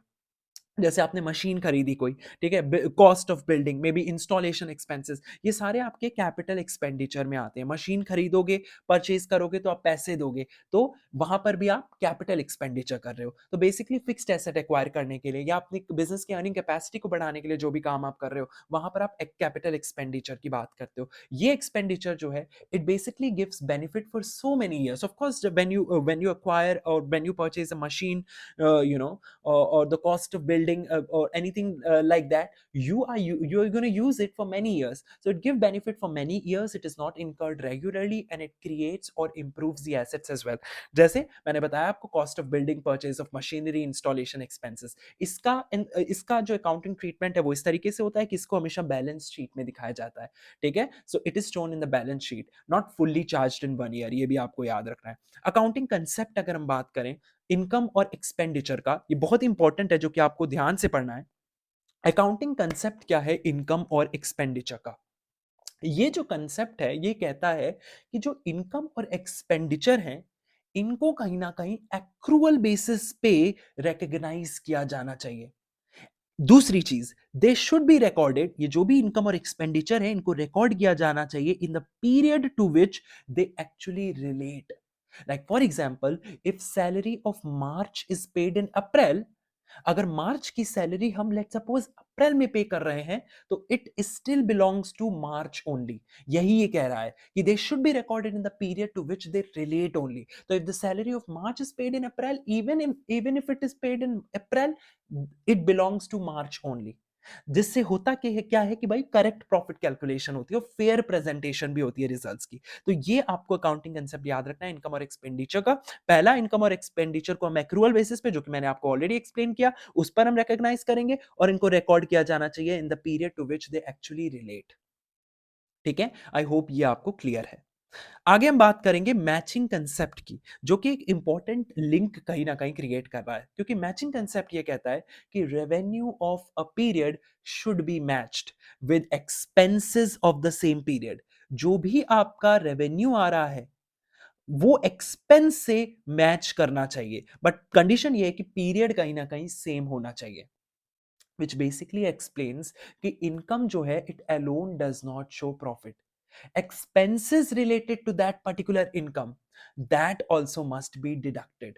Only then a true profit or loss can be calculated. तो I hope आपको ये चीजें क्लियर है। ठीक है, तो समअप यही है कि इनकम एंड एक्सपेंडिचर का ये जो कंसेप्ट है ये इंश्योर करता है कि भाई इनकम को हम रिकॉग्नाइज करेंगे सिर्फ तब जब वो एक्चुअली में when it is earned. Income is recognised when it is earned, expenses are recognised when incurred. ये आपको याद रखना है, इनकम को कब रिकॉग्नाइज करेंगे, जब वो अर्न हुई होगी एक्चुअली में, और एक्सपेंसेस को जब वो इनकर हो गए होंगे। प्रॉफिट कैलकुलेशन तभी आपकी एक्यूरेट हो पाएगी। आगे हम चलते हैं, बात करते हैं 8th क्वेश्चन की। यहां पर हमें डिफरेंस बताना है कैपिटल और रेवेन्यू एक्सपेंडिचर के बीच में, डिस्टिंग्विश करना है, साथ ही कैपिटल और रेवेन्यू इनकम के बीच में भी। तो सबसे पहला पार्ट ये है कैपिटल एक्सपेंडिचर और रेवेन्यू एक्सपेंडिचर वाला। So many students they lose marks in this particular in accounting, I would say in general, not because they don't know the answers, they know the concept, but I would say because they classify items wrongly. तो यहां पर capital versus revenue, it is one of the most important classification topic, तो यहां पर आपको गलती नहीं करनी है। तो सबसे पहले हम बात करेंगे कैपिटल एक्सपेंडिचर और रेवेन्यू एक्सपेंडिचर की। कैपिटल एक्सपेंडिचर क्या है, बड़े ध्यान से समझो। कैपिटल एक्सपेंडिचर का मतलब होता है whatever the money which is spent, जो भी आप पैसे खर्च कर रहे हो टू बाय और इंप्रूव अ फिक्स्ड एसेट, क्योंकि आपके कैपिटल में फिक्स्ड एसेट भी आएगा। तो whatever the money that you are spending अपने फिक्स्ड एसेट को खरीदने के लिए, लेट सपोज आपने कोई फिक्स्ड एसेट खरीदा है या एग्जिस्टिंग फिक्स्ड एसेट को इंप्रूव किया है, तो उसके लिए जो भी आप पैसे खर्च कर रहे हो वही आपका कैपिटल एक्सपेंडिचर होता है। यानी कि ये जो एक्सपेंडिचर है, it basically gives benefit for many years, it also increases the capacity of life, capacity और लाइफ ऑफ एन एसेट, और it is not part of your daily expense. So it is not something that you are spending regularly, जैसे machinery की purchase, building की purchase, furniture की purchase, installation charges जो भी है machinery के, या ट्रांसपोर्टेशन कॉस्ट है जो भी मशीनरी के। ठीक है, machinery definitely helps production for years, building it is used for long time, installation cost it makes asset usable। ठीक है, तो ये सारी चीजें आपको याद रखना है। For example if a machine is purchase for 1 lakh, तो this benefit will be use for many years, so that is what your capital expenditure is. और अगर हम बात करें इसके अकाउंटिंग ट्रीटमेंट की, तो इसको हम हमेशा बैलेंस शीट में दिखाते हैं। तो हमारी ये जो कैपिटल एक्सपेंडिचर होता है, अपने दिमाग में रखना, कैपिटल एक्सपेंडिचर को हम बैलेंस शीट में दिखाएंगे and it is not charged fully in profit and loss account in 1 year. इसके अलावा अगर हम रेवेन्यू एक्सपेंडिचर की बात करें, तो रेवेन्यू एक्सपेंडिचर का क्या मतलब होता है, it means money which is spent to run the business daily. Regular course में जो भी आपका बिजनेस चल रहा है उसको आपको अगर रन करवाना है स्मूथली, उसके लिए जो भी आपको पैसे खर्च करने की जरूरत पड़ती है वो सारा आपका रेवेन्यू एक्सपेंडिचर में आता है। Money spend for running the business on daily basis. तो it basically gives benefit for 1 year only, it doesn't increase the capacity of business और इज स्पेंट रेगुलरली ओनली। जैसे whatever the wages paid to workers, rent of shop, electricity bill, salary दे रहे हो जो employees को, repairs of machinery, ये सारा आपका आता है इसी में, रेवेन्यू एक्सपेंडिचर में। तो आई होप आपको रेवेन्यू एक्सपेंडिचर क्लियर है, और इसका अकाउंटिंग ट्रीटमेंट ये होता है कि इसको हम प्रॉफिट एंड लॉस अकाउंट में डेबिट करते हैं, ये आपको याद रखना है। ठीक है, तो हमने क्या किया, हमने रेवेन्यू एक्सपेंडिचर को प्रॉफिट एंड लॉस अकाउंट में डेबिट किया, जबकि हमने कैपिटल एक्सपेंडिचर को शो किया बैलेंस शीट में। यहां पर एक एक डिफरेंस दिया है इन दोनों के बीच में, you can definitely give it a read. दूसरा पार्ट जो है वो है कैपिटल इनकम और रेवेन्यू इनकम का। कैपिटल इनकम क्या होती है सबसे पहले समझते हैं। Capital income is basically income from non regular activities. तो जो भी नॉन रेगुलर एक्टिविटीज से आपकी इनकम आ रही है वो सारी कैपिटल इनकम में आती है। This income is occasional, basically doesn't arise from sales and it is related to fixed asset. जैसे आप बेच रहे हो ओल्ड मशीनरी को, बेच रहे हो लैंड को, तो वहां से जो भी आपको इनकम होती है नॉन रेगुलर एक्टिविटी से, वो भी आपका कैपिटल इनकम होगा। और इसको हम बैलेंस शीट या कैपिटल अकाउंट में दिखाते हैं। It is not included in operating profit. तो ये आपको याद रखना है अबाउट कैपिटल इनकम। सिंपल सी चीज, सारी चीजें मैंने आपको बता दी। रेवेन्यू इनकम में it is basically income earn from normal business operation. तो day to day business operation से जो भी आपको इनकम अर्न हो रही है, तो ये रेगुलर होती है। It comes from business operation, जो भी मेन बिजनेस ऑपरेशन है, और ये कहीं ना कहीं बिजनेस प्रॉफिट को डिटरमाइन करती है। और इस सेल्स हो गई, कमीशन हो गया, इंटरेस्ट हो गई, सारे आपके रेवेन्यू इनकम में आते हैं। और इसको कहीं ना कहीं हम प्रॉफिट एंड लॉस अकाउंट में क्या करते हैं, क्रेडिट करते हैं। और यहाँ पर अगेन आपको कैपिटल इनकम और रेवेन्यू इनकम के बीच में डिफरेंस दिया है, you can definitely give it a read. तो सम अप यही है कि कैपिटल आइटम्स जो है वो फाइनेंशियल पोजीशन कहीं ना कहीं अफेक्ट करते हैं, और जो रेवेन्यू आइटम्स हैं वो प्रॉफिट अफेक्ट करते हैं। तो जहां पर भी आप क्लासिफिकेशन रॉन्ग करोगे तो आपका प्रॉफिट गलत हो जाएगा। इसलिए क्लासिफिकेशन इनका प्रॉपर्ली बहुत जरूरी है, ताकि ट्रू प्रॉफिट और ट्रू फाइनेंशियल पोजीशन जो है वो दिखे। बात करते हैं क्वेश्चन नंबर 9 की, which is about accounting equation. बस हम खत्म करने वाले हैं यूनिट 1 को। यूनिट 1 ही बड़ी लंबी है जिसको हमने ध्यान से किया है, बाकी सारी यूनिट जल्दी जल्दी कवर हो जाएंगी, छोटी छोटी है। बात करते हैं नवे क्वेश्चन अकाउंटिंग इक्वेशन की, स्टेप बाय स्टेप। अकाउंटिंग देखो रैंडम तो है नहीं, एक सिंपल मैथमेटिकल रिलेशन पर ये बेस्ड है, और इसी रिलेशन को कहीं ना कहीं हम अकाउंटिंग इक्वेशन कहते हैं। ये अकाउंटिंग इक्वेशन जो है वो बेसिक रिलेशन बताती है हमें एसेट्स, लायबिलिटीज और कैपिटल के बीच में। It is based on the idea that whatever business owns, यानी कि जो भी उसके एसेट हैं उनको कहीं ना कहीं फाइनेंस किया जाता है ईदर बाय द ओनर यानी कि कैपिटल से, और by the outsiders that is liabilities से। समझे इस बात को? Again I am repeating, everything a business own, जो भी बिजनेस ने ओन कर रखा है उसको हम कैसे फाइनेंस करते हैं। या तो ओनर उसे फाइनेंस करेगा थ्रू कैपिटल, या हम बाहर से उसे बैंक से या मे बी क्रेडिटर से फाइनेंस करेंगे, विच इज योर लायबिलिटी। वही कहीं ना कहीं बेसिक अकाउंटिंग इक्वेशन आपको बताती है। एसेट्स जो होते हैं आपके लिए, वो क्या होते हैं कि जो भी बिजनेस ने ओन कर रखा होता है वो होते हैं एसेट्स। कैपिटल यानी कि जो भी ओनर का क्लेम है, और लायबिलिटी यानी कि जो आउटसाइडर क्लेम है, जो भी आपने उधार ले रखा है। So it explains basically why capital is liability and business and owners are separate. ठीक है, तो आप हमेशा याद रखना है कि जो बेसिक अकाउंटिंग इक्वेशन है वो यही है। एसेट जो होते हैं आपके वो बराबर होते हैं, एसेट्स जो है they are financed basically by owners capital and the external liabilities. और ये जो इक्वेशन होनी चाहिए वो हमेशा क्या होनी चाहिए, बैलेंस होनी चाहिए। Now the question arises is कि व्हाई इक्वेशन ऑलवेज बैलेंसेस। क्योंकि हर ट्रांजैक्शन का कहीं ना कहीं दो इफेक्ट देखने को मिलता है, यही डुअल एस्पेक्ट कंसेप्ट है। ठीक है, और इसीलिए इस इक्वेशन का बैलेंस होना जरूरी है। आगे हम चलेंगे, एग्जांपल्स भी पढ़ेंगे ताकि आपको क्लियर हो। तो सबसे पहले एसेट्स हम समझ गए, these are the things owned by business जिनकी मॉनेटरी वैल्यू होती है, जैसे cash, machinery, furniture, stock, debtors. ये सारे कंपनीज के लिए उसके एसेट्स हैं। इस तो एसेट्स बेसिकली हमेशा बिजनेस की मदद करते हैं टू अर्न इनकम। कैपिटल की अगर हम बात करें, capital is the amount which is invested by the owner in business. Owner का इन्वेस्टमेंट, ओनर का क्लेम ऑन बिजनेस। तो कैपिटल बेसिकली लायबिलिटी होती है बिजनेस के लिए, आपको याद रखना है। अकाउंटिंग में हम कैपिटल को हमेशा ट्रीट करते हैं as the liability of business. Liabilities की अगर हम बात करें, जो भी बिजनेस से उधार ले रखा है, क्रेडिटर्स से, बैंक लोन्स जो भी ले रखे हैं, मे बी आउटसाइडर एक्सपेंसेस है, यानी कि whatever the amount which is payable by the business to outsider, वो सारा लायबिलिटीज में आता है। और लायबिलिटीज जो है ये ऑब्लिगेशंस दिखाती हैं बिजनेस की। Now why the accounting equation always balances, ये मैं आपको ऑलरेडी बता चुका हूं। Every business transaction has two effects, एक डेबिट होता है, एक क्रेडिट होता है। इसी को हम डुअल एस्पेक्ट कंसेप्ट भी कहते हैं। और इसी की वजह से if one side of the equation increases, other side also changes.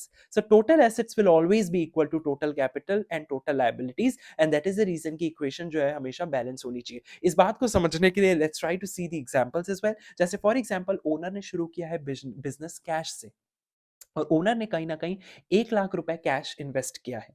तो यहां पर आपको जो एसेट्स हैं यानी कि जो कैश है वो 1 लाख हुआ है, और आपका कैपिटल भी कितना हो गया है, 1 लाख हो गया है।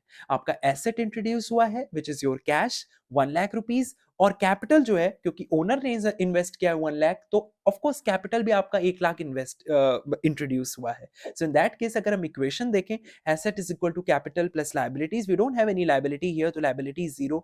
एसेट यहाँ पर 1 लाख है कैश का, कैपिटल यहाँ पर 1 लाख है। आप देख सकते हो इक्वेशन क्या है, इक्वेशन क्या बैलेंस है, यहाँ भी 1 लाख और यहाँ भी 1 लाख। सिमिलरली जब आप परचेज कर रहे हो गुड्स की कैश में, तो अगर आप गुड्स खरीद रहे हो 20,000 रुपए लेट्स सपोज कैश में, तो आपका कहीं ना कहीं अगर आप कैश में खरीद रहे हो गुड्स, तो आपका कैश जो है वो कम हुआ है, बट स्टॉक जो है वो आपके बढ़ा है।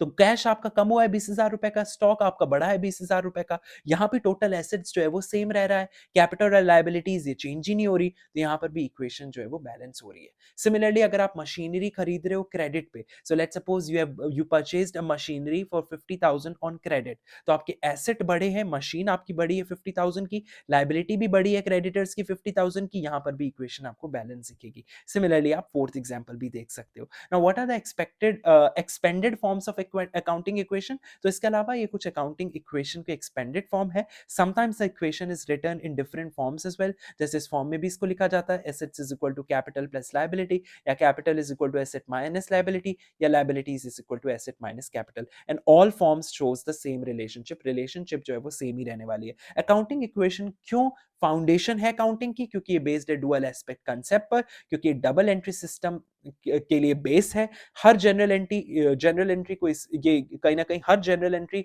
ये फॉलो करती है इस इक्वेशन को। Ledger, trial balance, final account ये इसी पर डिपेंड करते हैं, और ये it also ensures accuracy and balance in report. So without accounting equation systematic accounting is not possible. इसके अलावा these are the importance of accounting equation. It definitely helps you in understanding the financial structure, ensures correctness of record, helps in detecting errors, and useful for errors and decision making. आगे हम चलते हैं, question number 10 की बात करते हैं। Question number 10 में हमें कंटिजेंट एसेट्स और कंटिजेंट लायबिलिटीज की बात करनी है। सबसे पहले आपको ये समझना होगा कि not all assets and liabilities are certain. कुछ जो है वो डिपेंड करते हैं फ्यूचर इवेंट्स पर, कि फ्यूचर में क्या होने वाला है, और इसी को हम कंटिंजेंट आइटम्स कहते हैं। तो सबसे पहले हम बात करते हैं कंटिंजेंट एसेट्स की। कंटिंजेंट एसेट जो होते हैं, the basically it's a possible asset, not a certain one. कैसे समझें इस चीज को कि ये सर्टेन वन नहीं है? We all know accounting it does not record uncertain gains.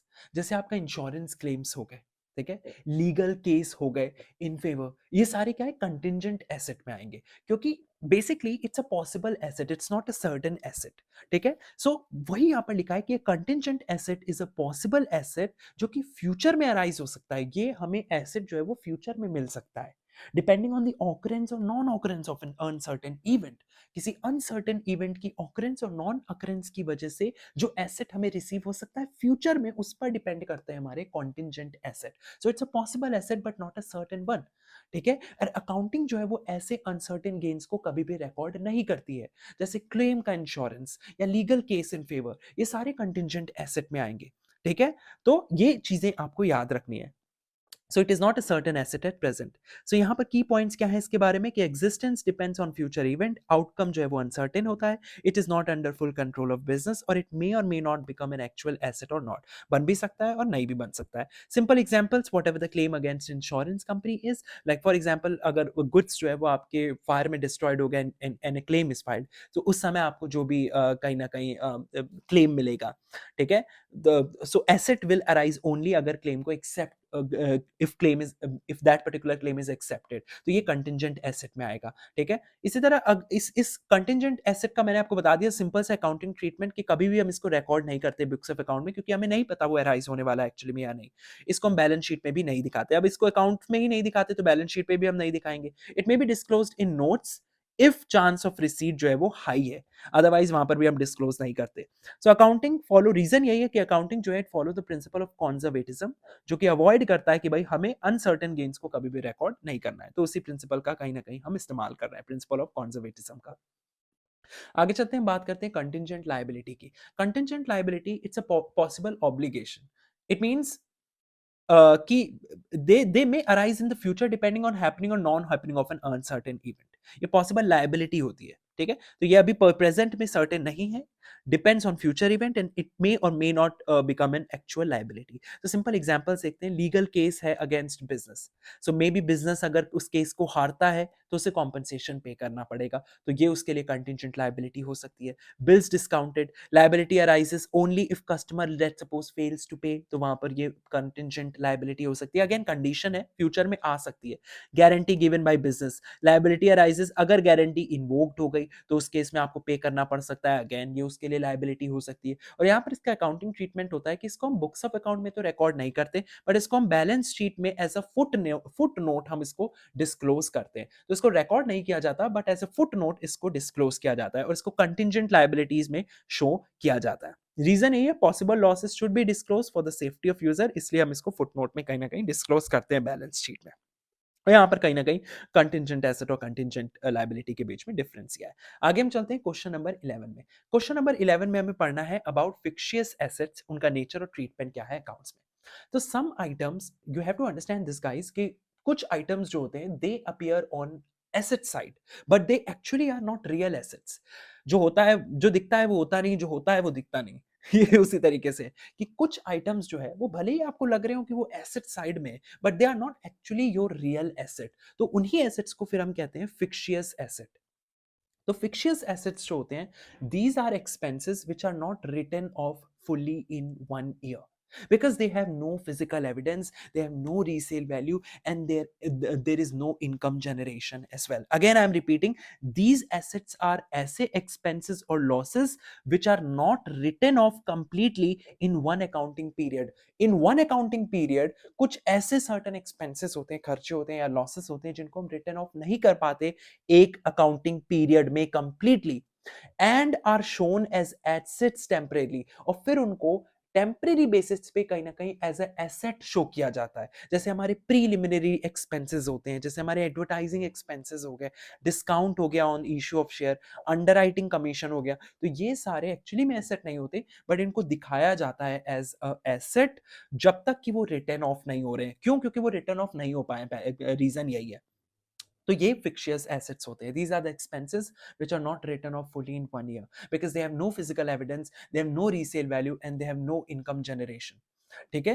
तो इनका अगर हम इनके अकाउंटिंग ट्रीटमेंट की बात करें तो they shown on the asset side of the balance sheet. तो इनको हमेशा बैलेंस शीट के एसेट साइड पे दिखाया जाता है. Gradually over a period of time इनको रिटर्न ऑफ किया जाता है और इसको चार्ज किया जाता है पी एंड एल में, यानी कि जो अमाउंट रिटर्न ऑफ हो रहा है उसको हम प्रॉफिट एंड लॉस अमाउंट में कहीं ना कहीं डेबिट करते हैं. जैसे फॉर एग्जांपल आपके प्री निलिमिनरी एक्सपेंसेस हैं 50,000 के और रिटर्न ऑफ कर रहे हो 10,000 पर ईयर, तो पीएनएल अकाउंट में आप डेबिट करोगे 10,000 को, बैलेंस शीट में आप रिमेनिंग 40,000 को दिखाओगे. तो ये जो है वो इसका ट्रीटमेंट होता है आपके फिक्शियस एसेट का. तो आई होप आपको क्लियर है फिक्शियस एसेट के बारे में. These are basically assets which exist only for accounting convenience, not because they are real assets. Written off करने के लिए, तो अकाउंटिंग की कन्वीनियंस के लिए इसका इस्तेमाल कर रहे हैं हम. जब तक वो रिटर्न ऑफ नहीं हो जाता तब तक हम जो भी हमारे रिटर्न ऑफ अमाउंट है वो हम पीएनएल अकाउंट में दिखाएंगे और बचा हुआ अमाउंट जो है वो बैलेंस शीट में दिखाएंगे टिल कि वो रिटर्न ऑफ नहीं हो रहा है. तो इंपॉर्टेंस क्या है प्रॉपर ट्रीटमेंट की, ताकि बर्डन ना हो एक साल के प्रॉफिट पर, फेयर प्रॉफिट कैलकुलेशन हो और ग्रेजुअल एडजस्टमेंट हो जाए जितने भी हमारे एक्सपेंसेस हैं उनका. और इसी के साथ हमने पहली यूनिट जो है वो अपनी समाप्त कर ली. अगर आपने ये पूरी वीडियो देखी है तो मैं आपकी दाद देता हूँ, सैल्यूट टू यू, क्योंकि आप बड़े ही प्यार से और बड़े ही आराम से कहीं ना कहीं सारे टॉपिक्स जो है वो कवर कर रहे थे. खैर बातें बहुत हो गई, अब मिलेंगे यूनिट 2 में कुछ नए क्वेश्चंस के साथ, कुछ नए टॉपिक्स के साथ, सेम इसी तरीके से. आपको मजा आएगा पढ़ने में. So till then keep studying, take care.